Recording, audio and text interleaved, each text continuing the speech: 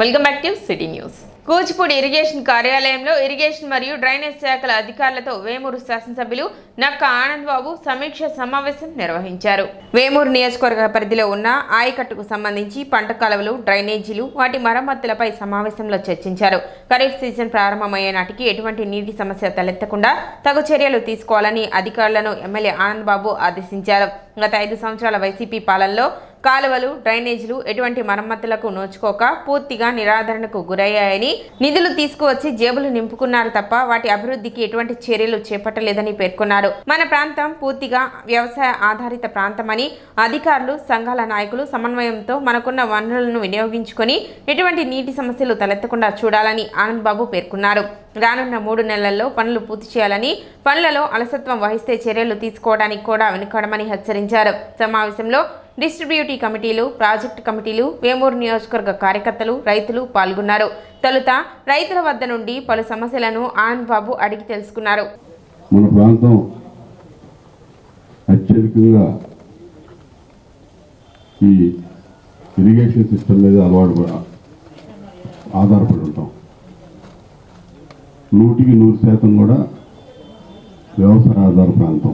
దగ్గర 1,00,000 ఎకరాలు, 1,15,000-20,000 ఎకరాలు ఆయకట్టు ఉంది వేమూరు నియోజకవర్గ పరిధిలో 5 మండలాల మీద.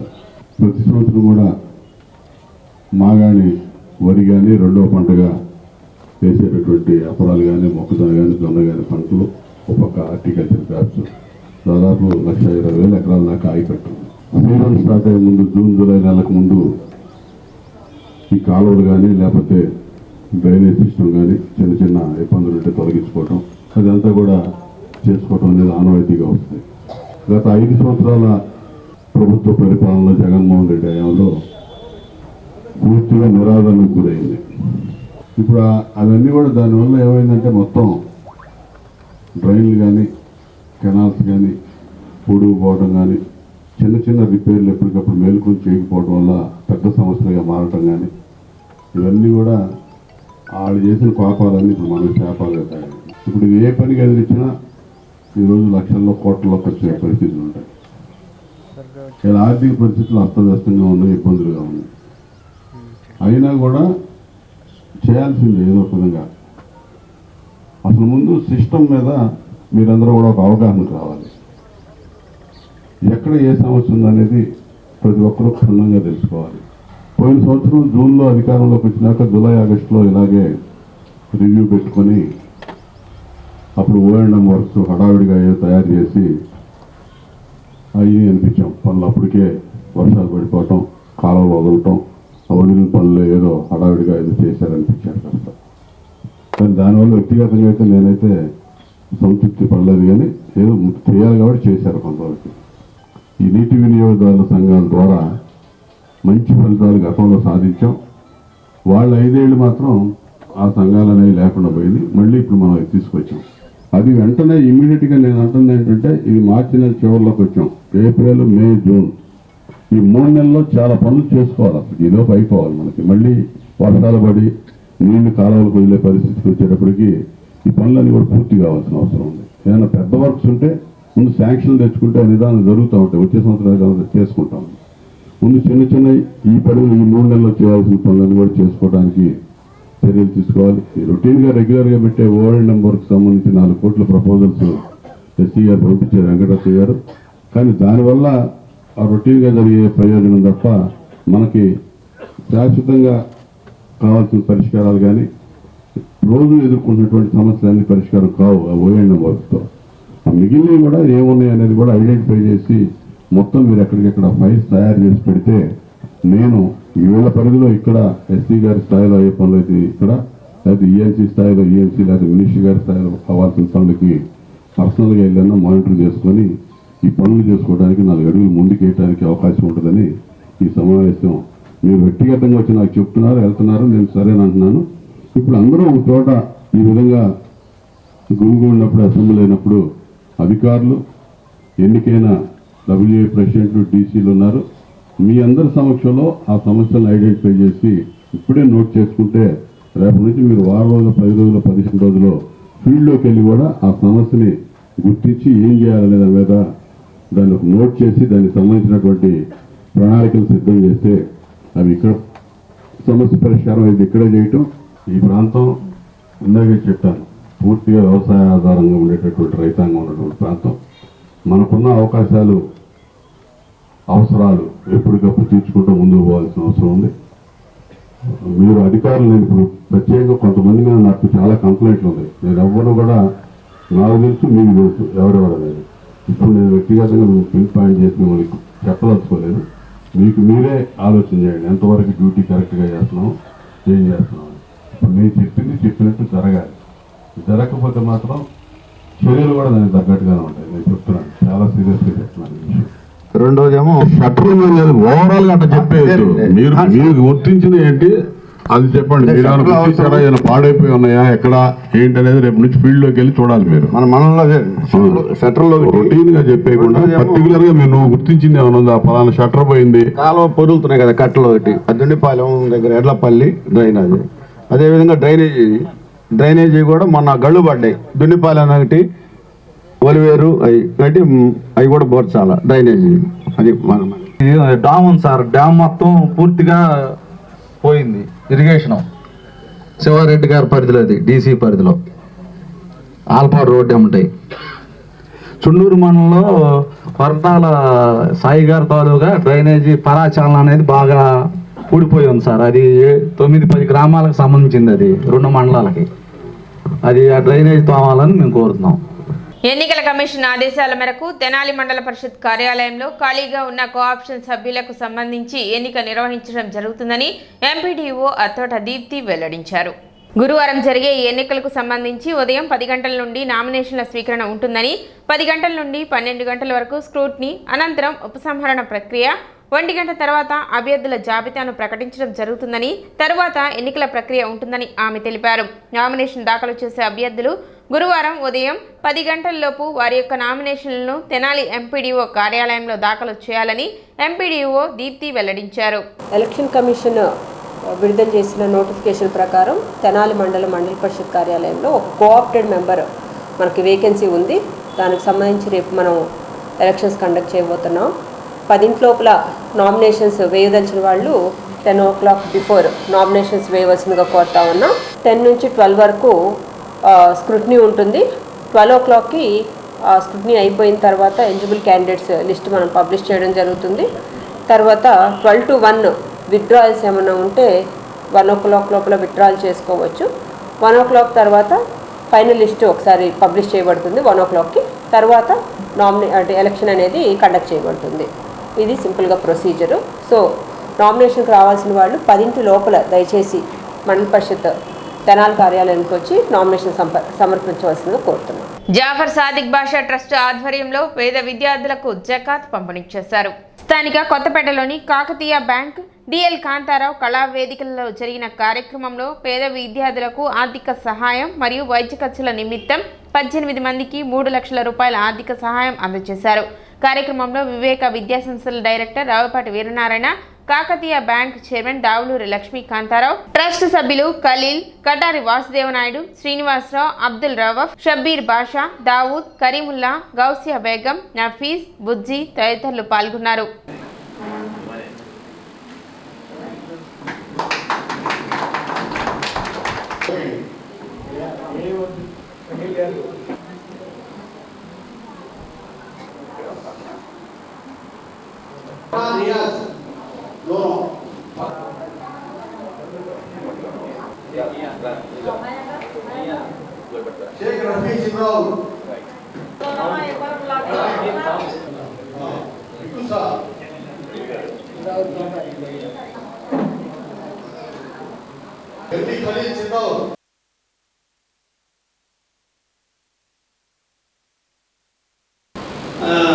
జాఫర్ సాదిక్ బాషా ఆయన మూలపురుషుడు. ఈ కార్యక్రమాలన్నింటికీ కూడా ఆయన మూలపురుషుడు.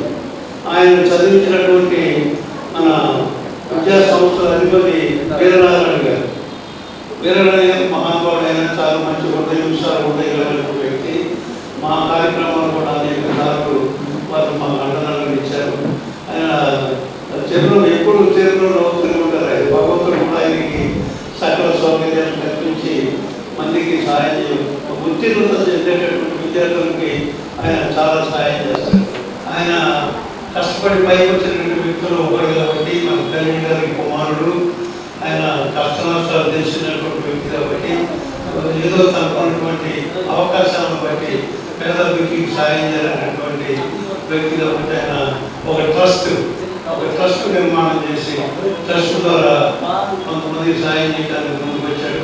అది వయస్సును కూడా లెక్క పెట్టకుండా తల్లిగారు తన యొక్క అనారోగ్యాన్ని కూడా లెక్క పెట్టకుండా కొడుకు యొక్క ఆశయాలకి తన యొక్క కొడుకు కుమారుడు యొక్క ఉన్నత ఆశయాలని నెరవేర్చాలనేటువంటి ఉద్దేశంతో ఆయన 10 సంవత్సరాలు కష్టపడి 4-5 మండలాలు ఇప్పుడు ఈ సమావేశాలు 4-5 మండలాల్లో ఆయన సభలు ఏర్పాటు చేసి పెద్ద వాళ్ళని పిలిపించి పేదలకి ఈ రకంగా ఉన్నత విద్య అభ్యసించడానికి కానీ ముఖ్యంగా ఖలీల్ గారి దగ్గర ఈయన్ని షాదీ ముబారక్ కానివ్వండి, పేదలకి పిల్లలకి చదువులకు సంబంధించి కానీ, అట్లానే బట్టల చీరల పంపిణీ కానీ, రంజాన్ పర్వదినాల్లో ఆయన గత చాలా సంవత్సరాలు యాక్చువల్గా మంచి రూపాంతరం చెంది ఆయన సమాజంలో ఆయనలో ఉన్నటువంటి తెలుగుదేశం పార్టీ మీద అభిమానం కానివ్వండి, కమ్యూనిస్ట్ భావజాలం కానీ రెండు తోడైనప్పుడు ఒక పరిపూర్ణమైన వ్యక్తిగా ఆయన రూపాంతరం చెందాడు. ఒక కోఆపరేటివ్ సొసైటీలో కొత్త బ్రాంచెస్ డిజైన్ చేయడంలో మా పెద్దానికి ఆయన ఒక రకంగా కుటుంబం లాంటి కొల్లిపర బ్రాంచ్ పెట్టేటప్పుడు ఖలీల్ గారు ఆయన పడ్డ శ్రమ తపన అక్కడ సొంత మీటింగ్ ఉండి కొల్లిపరలో యాక్చువల్గా పార్టీలు కానీ కులాలు కానీ వ్యతిరేక ఆ ఒక సామాజిక వర్గాల సమీకరణ జరిగే క్రమంలో కొల్లిపర లాంటి ఒక మండల హెడ్ క్వార్టర్స్ కూడా అద్భుతంగా తీర్చిదిద్దగలిగారు కాకతీయ సొసైటీ వారు. గౌరవం పొందాలంటే ఒకటే, అదేంటంటే మంచి ఎడ్యుకేషన్, చక్కటి ఎడ్యుకేషన్ ఉండాలి, దాంతోపాటుగా క్రమశిక్షణ ఉండాలి. ఈ రెండు ఉన్నటువంటి స్టూడెంట్ ఆ భాష నేర్పాలి. మీరు ఆశ్చర్యపోతారు. మా టీచర్స్ అందరం కూడా అనుకునేవాడు, ఇంత బుద్ధిమంతుడు వీడు, చాలా రేర్ క్వాలిటీ ఇలాంటి ఉండేవాడు, తప్పనిసరిగా పైకి వస్తాడు అని చూడగానే జస్ట్ 1 or 2 days చెప్పేసేవాడు. ప్రైవేట్ ఫ్యూచర్ ఉంటుంది వీడిలో. అలాంటి చదువు ఉండటమే కాకుండా సంస్కారం, వినయము, విధేయత, పెద్దల పట్ల అత్యంత వినయం. నేను గమనించాను, అమ్మ నాన్నంటే అత్యంత గౌరవం, భాష, మాట దారడు, అంత బాగా వాళ్ళ మాట వినేవాడు. చదువులో పైకి రావడమే కాకుండా ఒక వ్యక్తిగా సమాజానికి ఏం చేయాలో, సమాజ శ్రేయస్సు కోసం ఏం చేయాలో తన బాధ్యతను గుర్తుంచుకుని ఇంతమంది 1,000 మంది ప్రజలకి సహాయపడటం అనేటువంటిది చిన్న విషయం కాదు. మనందరం కూడా ఆ అబ్బాయిని అభినందించాలి, ఆదర్శంగా తీసుకుని మనం కూడా పాటించాలి. ఇప్పుడు తీసుకునేటువంటి ఆ ఉపకారం ఎవరెవరు ఉన్నారో ఆ విద్యార్థులు మనసులోకి వారు, నేను కూడా ఒక రోజున ఉన్నత స్థాయికి చేరుకోవాలి, నా లక్ష్యాన్ని చేరుకోవాలి, కేవలం చేరుకోవడమే కాదు, నా ద్వారా సమాజానికి మళ్ళీ తిరిగి నేను జకాత్లో చేసే స్థితికి రావాలి అనే పట్టుదలతో మీరందరూ కూడా ఉండాలని ఈ సందర్భంగా కోరుతున్నాను. తెనాలి పట్టణం రామలింగేశ్వరపేటకు చెందిన ప్రముఖ ఆగమశాస్త్ర కోవిదులు, ఆధ్యాత్మిక ప్రవచనకర్త, తెలుగు, సంస్కృత, ఇంగ్లీషు, హిందీ, కన్నడ భాషల పండితుడు శ్రీమాన్ దివి లక్ష్మీ నరసింహాచార్యులను తిరుపతిలోని రాష్ట్రీయ సంస్కృత విద్యాపీఠం వార్షికోత్సవ సభలో బిరుదు ప్రదానంతో ఘనంగా సత్కరించారు. ఆచార్యులు అందిస్తున్న సేవలను గుర్తించిన విద్యాపీఠం ఆగమ ద్యుమణి బిరుదుతో అధిపతులు సత్కరించారు. ప్రొఫెసర్ డాక్టర్ శ్రీమాన్ వేదాంతం విష్ణుభట్టాచార్యులు ఆచార్యుల వారి పాండిత్య గరిమను, ఆయన సమాజానికి అందిస్తున్న సేవలను వివరించారు. ముఖ్య అతిథిగా విచ్చేసిన ప్రముఖ ISRO scientist doctor LN Raghavendra, Vidyapeetham dean professor Rajinikanth Shukla, registrar KV Narayanarao, vice chancellor Gollapalli Sriramakrishnamurthy, professor C Ranganathan, professor S Dakshinamurthy, coordinator doctor CH Nagaraju, additional coordinator Udayan హెడ్గే తదితరులు తమ ప్రసంగాలలో లక్ష్మీ నరసింహాచార్యుల ప్రతిభను, సమాజానికి ఆయన చేస్తున్న సేవలను కొనియాడుతూ ప్రత్యేక అభినందనలు తెలిపారు. అవార్డు గ్రహీతకు అభినందనలు. రాష్ట్రీయ సంస్కృత విద్యాపీఠం ద్వారా అవార్డు అందుకున్న లక్ష్మీ నరసింహాచార్యులకు శ్రీ వైకానస సేవా సంఘం, తెనాలి శ్రీ వికనస శ్రీనివాస ట్రస్ట్, తెనాలి యువ వైకానస అసోసియేట్స్, తెనాలి రాష్ట్ర అర్చక సేవా సంఘం, రాష్ట్ర అర్చక సమాఖ్య, వేదిక్ బ్రాహ్మణ సేవా సమాఖ్య, వేమూరు మండల ఆర్యవైశ్య సంఘం, కొలకలూరు శ్రీ చెన్నకేశ్వర రాజ్యలక్ష్మి ఆలయ అభివృద్ధి ట్రస్ట్, తెనాలి బ్రాహ్మణ పరిషత్, KLN సంస్కృత కళాశాల పూర్వ విద్యార్థుల సంఘం, బ్రాహ్మణ సేవా సమితి, వివిధ సంఘాల ప్రతినిధులు, బంధుమిత్రులు, శ్రేయాభిలాషులు ప్రత్యేక అభినందనలు తెలిపారు. సిటీ న్యూస్ ముగించే ముందు ముఖ్యాంశాలు మరోసారి.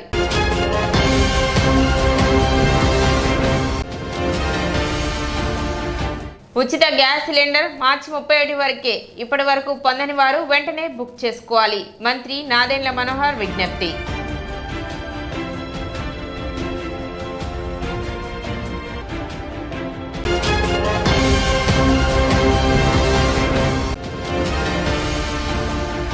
కూచిపూడిలో ఇరిగేషన్ మరియు డ్రైనేజీ అధికారులు, డిస్ట్రిబ్యూటరీ కమిటీ రైతులతో సమీక్షా సమావేశం నిర్వహించిన వేమూరు శాసనసభ్యులు నక్కా ఆనంద్ బాబు.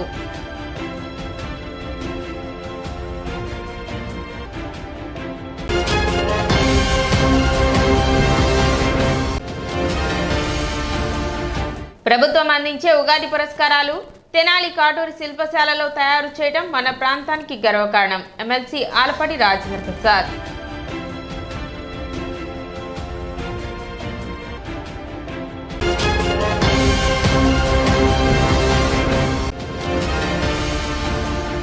పంచాయతీరాజ్ శాఖ పనుల నుండి హెల్త్ సెక్రటరీస్ కు మినహాయింపు ఇవ్వాలని కోరుతూ కమిషనర్ బండి శేషన్నను కలిసి వినతి పత్రం అందజేసిన United medical and health employees union.